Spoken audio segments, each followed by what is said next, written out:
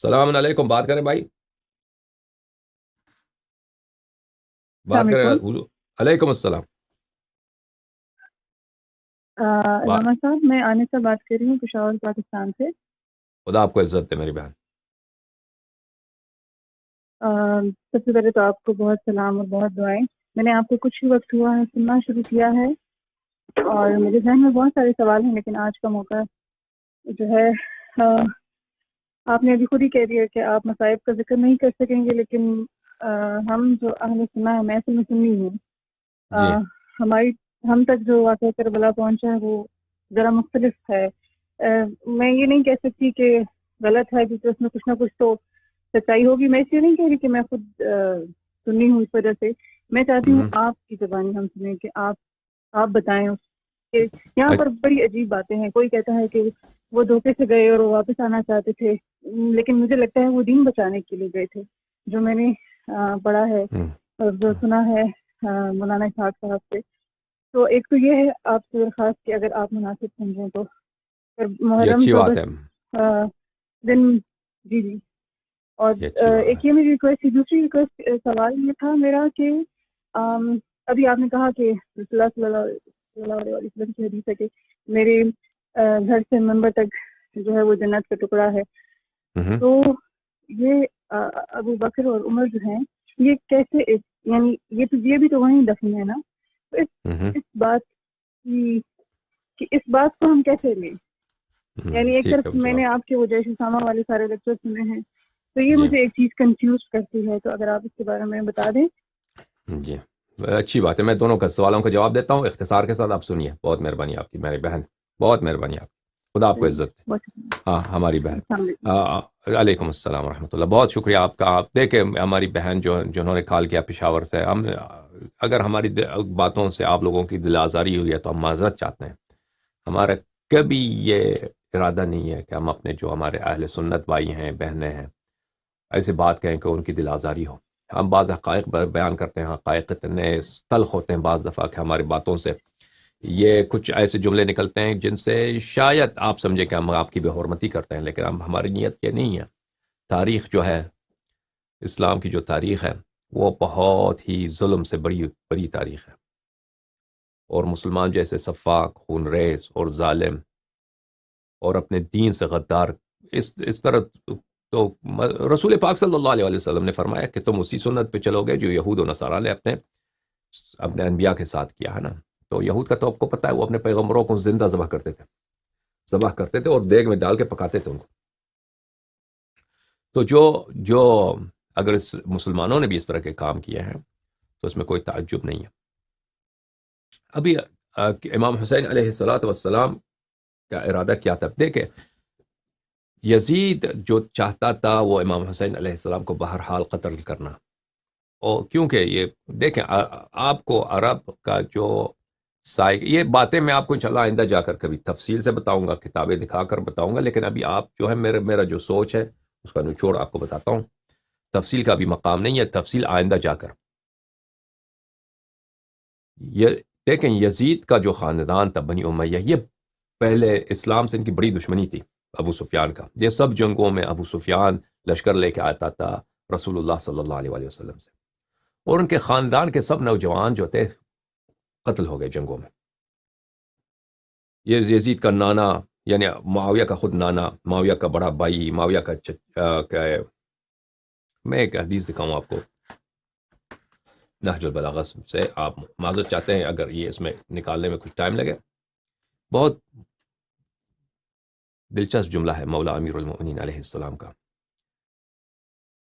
یہ نہج البلاغہ ہے، یہاں پہ ملاحظہ فرمائیے یہ خطبہ جو ہم آپ کو دکھانے جا رہے ہیں صفحہ نمبر 371 میں۔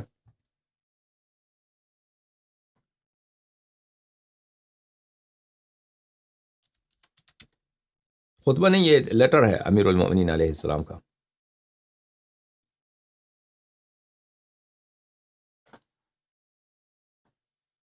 دیکھیں صفحہ نمبر 300، یہ ہے 359 ہے، یہاں پہ وہ من کتاب لہو علیہ السلام لہو ایضا، امیر المؤمنین علیہ السلام کا ایک لیٹر ہے معاویہ کو۔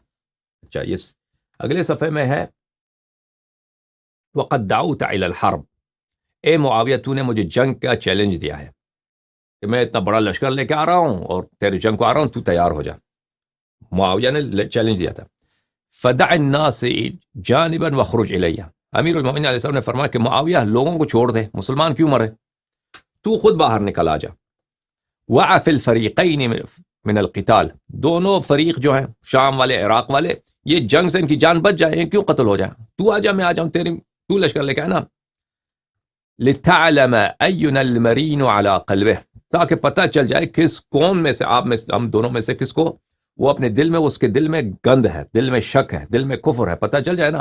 تو آ جا، میں آ جاتا ہوں. تجھے اگر میں باطل پہ ہوں تو اگر میں مر جاؤں تو میں تو جہنم میں، اگر تو باطل میں ہے تو جو باطل میں ہے اس کے دل میں شک ہوتا ہے، تو آ جا. والمغطى على بصره. تاکہ پتہ چل جائے کس کے آنکھوں کے سامنے پردہ ہے. پھر یہ جملہ دیکھیں، فانا ابو حسن. میں وہی ابو حسن ہوں. امیر المؤمنین علیہ السلام کا کنیہ مبارکہ کیا ہے؟ ابو الحسن. ابو الحسن، حسن علیہ السلام کے والد. انا ابو حسن. میں کون ہوں؟ میں ابو الحسن ہوں. قاتل جدک واخیک وخالک شدخا یوم بدر وذلک السیف معی. میں وہی ابو الحسن ہوں جس نے تیرے جد، تیرے نانا کو، نانا یعنی ہندا کے والد، واخیک ابو سفیان کے بڑے بیٹے کو، وخالک ہند کا جو بھائی تھا، تیرے ماموں کا، شدخا یوم بدر. شدخ بولتے ہیں قاتل، شدخ بولتے ہیں ایک ہالو چیز، اور انگلش میں بولتے ہیں ہالو، ایک ایسی چیز جو اندر سے وہ خشک ہو نا، اندر سے اس کو مار دیں وہ ٹوٹ جاتا ہے نا، بالکل وہ ٹکڑے ہو جاتا ہے. میں وہی ہوں جس نے تیرے جد کو، نانا، تیرے بھائی، تیرے ماموں کو یوم بدر، جنگ کی لڑائی میں نے ان کو قتل کیا تھا. ایسا قتل کیا تھا جیسے آپ کسی خشک چیز کو توڑتے ہیں نا، وہ ٹکڑے ٹکڑے ہو جاتے ہیں. میں نے ان کو اسی طرح اڑایا تھا. وذلك السيف معي. اور وہ تلوار ابھی تک میرے ساتھ ہے. وبذلك القلب القى عدوي. اور وہی دل ابھی میرے سینے میں دھڑک رہا ہے، وہی تلوار جس سے میں نے تیرے نانے کا، تیرے بھائی کا، تیرے ماموں کا قتل کیا تھا، وہ بھی تلوار میرے پاس ہے. وہی دل میرے سینے میں دھڑک رہا ہے. اس وقت سے اب تک مستبدلت دینا. میں نے کوئی دین بھی چینج نہیں کیا نا. معاویہ نے تو دین چینج کیا تھا نا زبردستی فتح مکہ کے وقت. ولست احدثت نبیا. اور کسی اور نئے نبی کا میں قائل بھی نہیں ہوا.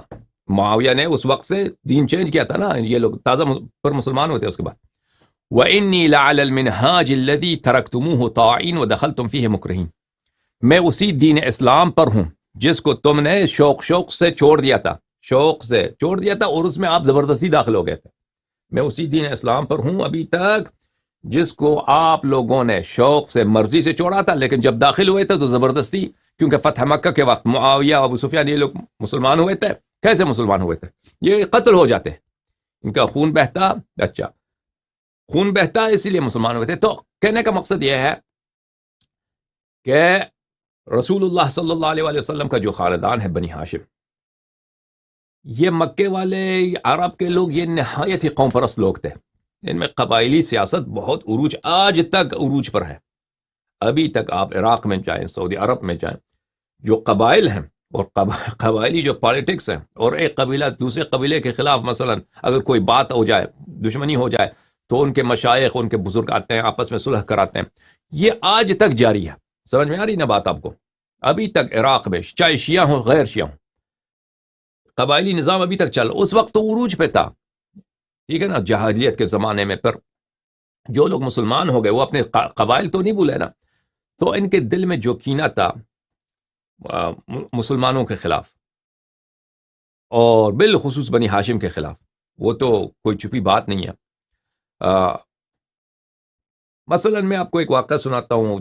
جب واقع حرہ پیش آیا، واقع حرہ پتہ ہے آپ کو نا، مسلم ابن عقبہ کو یزید نے مدینہ کی طرف بھیجتے، اور 3 دن کے لیے اس نے مباح کر دیا مدینہ والوں کا کہ ان کے عورتوں کے ساتھ تم جو مرضی کرو، ان کے مال جتنی مرضی تم لوٹ لو، اور ان کے مردوں کو جتنی مرضی تم قتل کرو.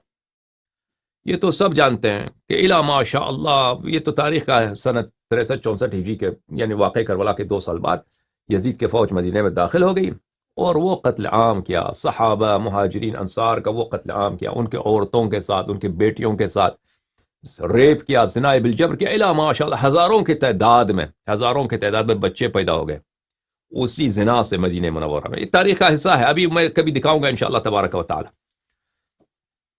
قبائلی نظام دیکھیں، قبائل کی سیاست دیکھیں، یہ یزید نے کس لیے کیا، اس کو ضرورت کیا تھی اس طرح کام کرنے کی؟ یہ مدینے والوں کو شکست دیا، چلو شکست دے دیا نا، حکومت آپ کی بن گئی. اب یہ کام کرنا، یہ کیوں ایسا کیا اس نے؟ وہ اسی انتقام لینے کے لیے کہ مدینے والوں نے کیوں رسول اللہ صلی اللہ علیہ وسلم کا ساتھ دیا تھا مختلف جنگوں میں، جن جنگوں میں ابو سفیان کو شکست ہوئی ہے، اس کا انتقام لینے کے لیے. اور اسی میں اب انشاءاللہ آگے جا کر دکھاؤں گا آپ کو کہ جب واقع حرہ میں مدینے پہ وہ تاراج ہو رہا تھا، اہل شام تاراج کر رہے تھے اصحاب کے بیٹیوں کے ساتھ، اصحاب کے عورتوں کے ساتھ زنا کرو بھائی، آزاد.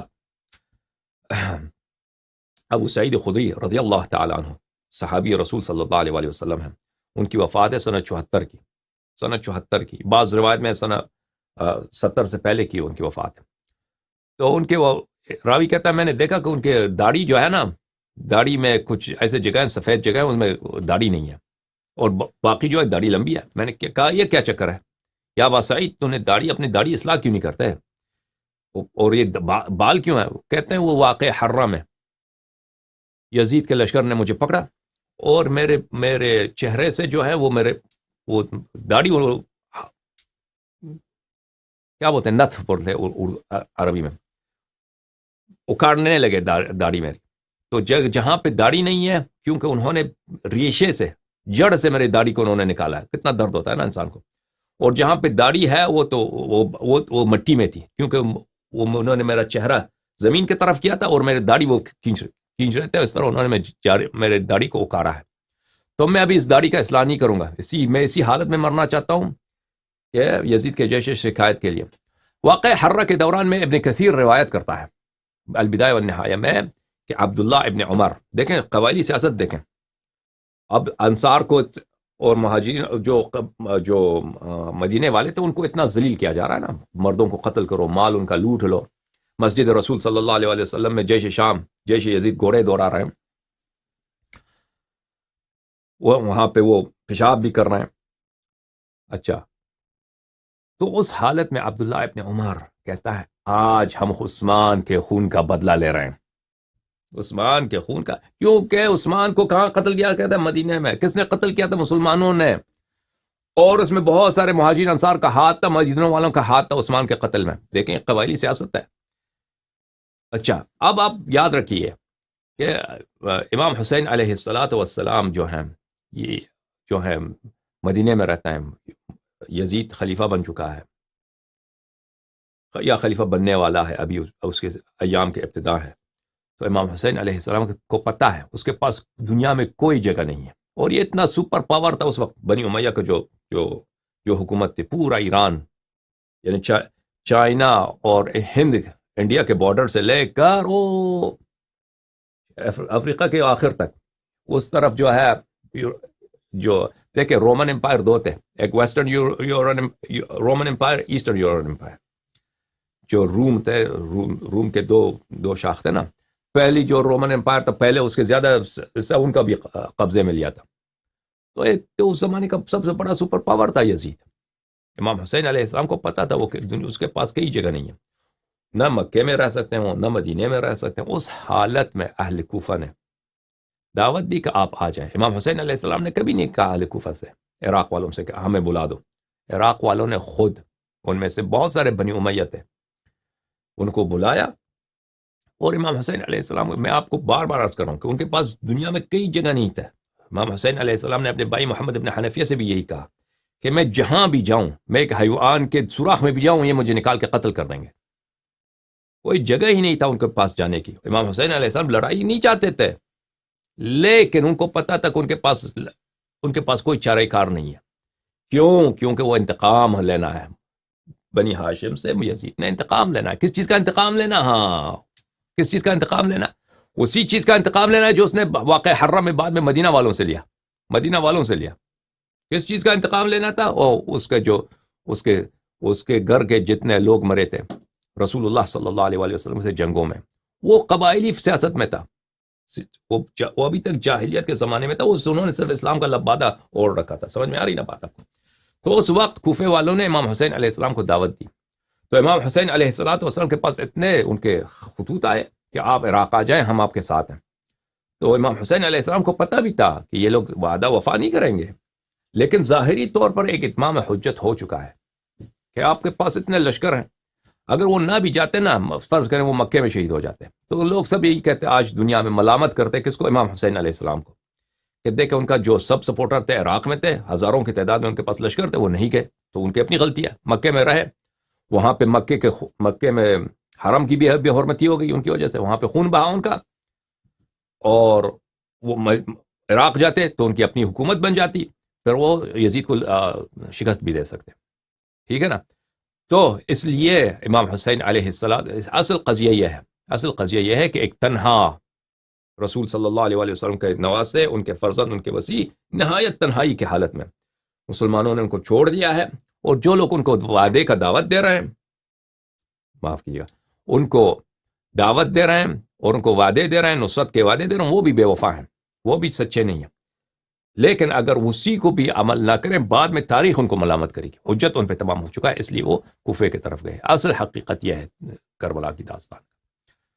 اچھا، اب دوسرا سوال آپ نے کیا کہ ابو بکر عمر جو ہیں وہ رسول پاک صلی اللہ علیہ وسلم کے ساتھ مدفون ہیں. جی بالکل مدفون ہے. لیکن میں آپ کی خدمت میں عرض کروں، رسول پاک صلی اللہ علیہ وآلہ وسلم کہاں پہ مدفون ہے؟ کہاں پہ مدفون ہے؟ وہ اپنے گھر پہ مدفون ہے، اپنے گھر میں مدفون ہے. یہ جو رسول پاک صلی اللہ علیہ وآلہ وسلم کا گھر تھا، یہ کسی کی ملکیت نہیں تھی، یہ خود رسول پاک صلی اللہ علیہ وسلم کی اپنی ذاتی ملکیت ہے. ذاتی ملکیت ہے. اب رسول پاک صلی اللہ علیہ وسلم اور انہوں نے، یہ کبھی بھی تاریخ میں نہیں ہے کہ ازواج کے اپنے گھر تھے. خوب یاد رکھیے، کوئی نہ کہے کہ عائشہ کا گھر تھا، یہ کسی کا گھر نہیں تھا. یہ رسول پاک صلی اللہ علیہ وسلم کا اپنا ذاتی گھر تھا. یہ نہیں تھا کہ عائشہ کے ابے نے اس کو گھر لے کے دیا ہے نا، یا رسول پاک صلی اللہ علیہ وسلم نے گھر خرید کے عائشہ کو تبلیغ کر دی.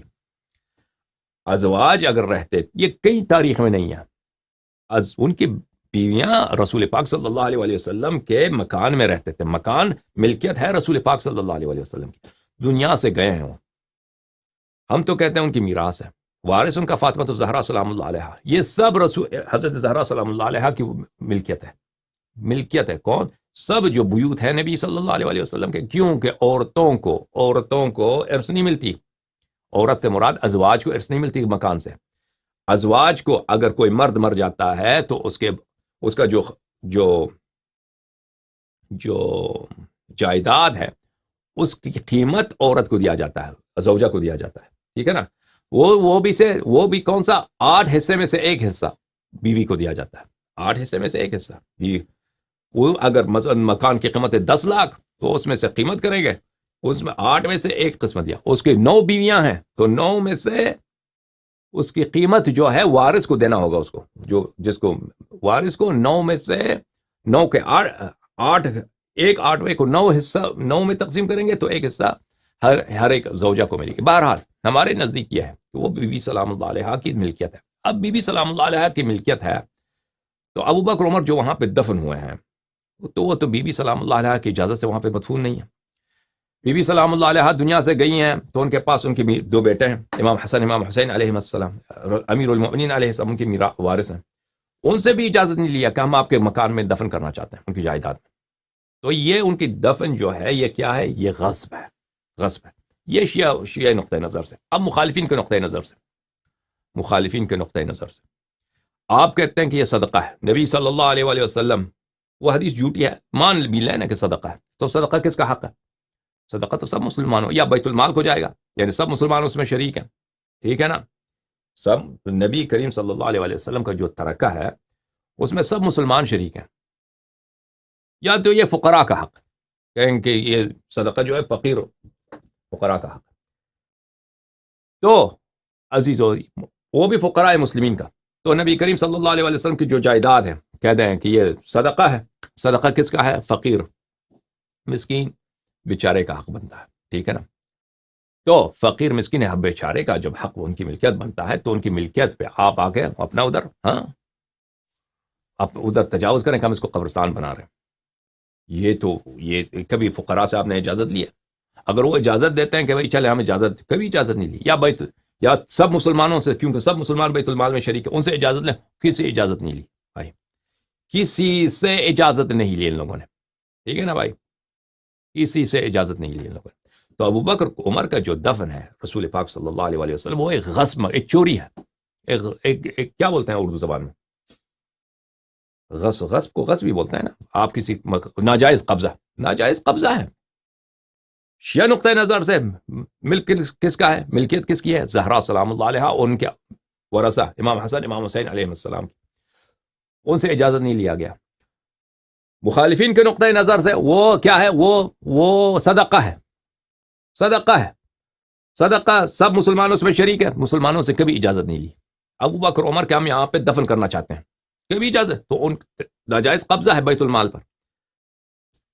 یا کہتے ہیں کہ سب اس میں فقراء مسلمین کا حق ہے، وہاں پہ بھی جو ہے وہ فقراء مسلمین سے بھی اجازت نہیں. کن سے اجازت لی؟ عائشہ سے اجازت لی.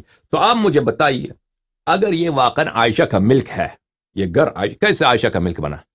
عائشہ نے کبھی خریدا ہے اپنا؟ رسول اللہ صلی اللہ علیہ وسلم کا جو گھر ہے اپنے حیات طیبہ میں، کبھی ہمیں وہ حدیث دکھائیں کہ رسول پاک صلی اللہ علیہ وسلم نے فرمایا ہو کہ یہ مکان میرا ہے، آج میں نے تملیغ کر دی. تملیغ یعنی میں نے بخش دیا، یہ عائشہ کا بن گیا. کبھی کوئی ایسی حدیث نہیں ہے. یا مثلا عائشہ کے ابے نے اس کے لیے گھر خرید کے دیا ہو کہ بھئی یہ جہیز میں ہے، تم ادھر جا کے رہو. کبھی نہیں. یہ رسول پاک صلی اللہ علیہ وسلم کا اپنا گھر ہے، ذاتی جائیداد ہے. کسی شخص کے ذاتی جائیداد اس کے ورثے کو انتقال ہوتا ہے. یہ تو سب مسلمانوں قرآن کی آیت ہے. یوصیکم اللہ فی اولادکم للذکر حظ الانثیین، کہ اللہ تعالیٰ فرماتا ہے کہ یوصیکم اللہ فی اولادکم، کہ اپنے اولاد کے حق میراث کو نہ بھولنا، حق اولاد کو نہ بھولنا، کہ بیٹے کو 2 حصے ملیں گے، بیٹی کو 1 حصہ ملے گا. اگر بیٹا ہے ہی نہیں تو بیٹی کو سب حصے ملیں گے نا. تو کہنے کا مقصد یہ ہے کہ چاہے شیعہ حدیث کو لے لیں، چاہے مخالفین کے حدیث کو لے لیں، یہ غصب ہے، چوری ہے، یہ ناجائز قبضہ ہے. اب اگر میں مثلا میرا کوئی عزیز مرتا ہے تو میں آ کے اس کو آپ کے مکان پہ، آپ کے گھر میں دفن کرتا ہوں آپ کی اجازت کے بغیر. آپ کیا کہیں گے؟ آپ پولیس کو بلائیں گے نا. آپ پولیس کو فون کریں گے، اپنے رشتہ داروں کو فون کریں گے کہ یہاں پہ ایک بدماش آیا ہے، وہاں پہ جو ہے وہ دفن کر رہا ہے اپنے میت کو. ٹھیک ہے نا بھائی؟ تو یہ کوئی اچھی بات نہیں ہے کہ ابو بکر عمر وہاں پہ دفن ہے. یہ چوری. اور شیعہ حدیث میں ہے کہ ابو بکر عمر وہاں پہ نہیں ہے رسول اللہ صلی اللہ علیہ وسلم کے ساتھ. ان کو اسی وقت ملائکہ لے کے آئے تھے، اور روایت بہت صحیح روایات ہیں امام صادق علیہ السلام سے. اسی وقت ملائکہ لے کے آئے تھے، ان کو لے کے گئے تھے وادی برہوت، جہنم کے وادیوں میں لے کے گئے تھے. وہ وہاں پہ نہیں ہے، ابو بکر عمر وہاں پہ نہیں ہے.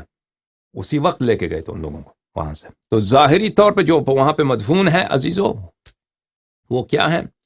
وہ بھی غصب ہے. آپ اپنے علماء سے طلب کریں نا. اگر آپ کہتے ہیں یہ عائشہ کی ملکیت ہے، عائشہ کی ملکیت کیسے بنی یہ گھر؟ اگر آپ کہتے ہیں میراث سے بنی ہے، عورت کو، زوجہ کو میراث نہیں ملتی، بیٹی کو ملتی ہے. اور پھر آپ لوگ تو کہتے ہیں رسول اللہ صلی اللہ علیہ وسلم کی میراث نہیں ہوتی. اگر کہتے ہیں یہ عائشہ کا ذاتی ملک تھا تو وہ مجھے دکھائیں، ہمیں دکھائیں، ہم شیعوں کو دکھائیں کہ وہ کہاں پہ ہے وہ سند کہ رسول اللہ صلی اللہ علیہ وسلم نے اپنا گھر جو ہے اس کی ملکیت منتقل کر دی اپنی بیوی کے نام. کہاں پہ؟ کہیں بھی نہیں ہے. یا عائشہ کے ابے نے گھر لے کے دیا تھا، وہ گھر رسول صلی اللہ علیہ وسلم کا نہیں تھا، عائشہ کا ذاتی مکان تھا. کچھ بھی نہیں ہے. وہ عائشہ کا ذاتی مکان نہیں تھا، رسول اللہ صلی اللہ علیہ وسلم کا ذاتی مکان تھا. بہرحال میں نے بات لمبی کر دی، امید کرتا ہوں کہ آپ کو سمجھ آئی ہو.